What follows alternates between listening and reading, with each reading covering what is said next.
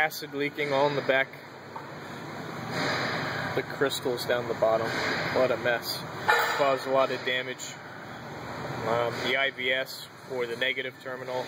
Intelligent battery sensors all full of corrosion.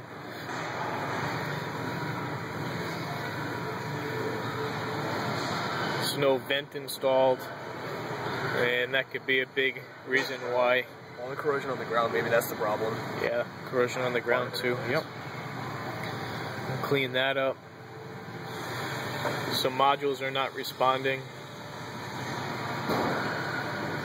Yeah, definitely want to stick with a high quality battery.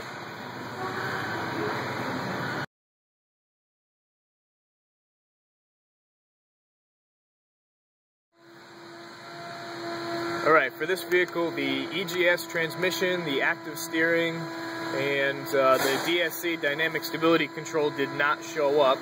And what I did was disconnect this little blue connector right here, which goes down to the negative terminal. That is the BSD, bit serial data, and it's also a wake-up line from the CAS unit. And it's basically grounding.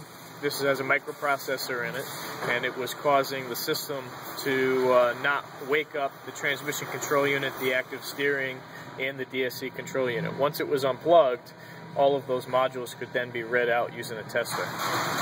So it looks like the IBS caused from all of this acid from a bad battery installation is the main cause. There's also a drain down there that's wide open.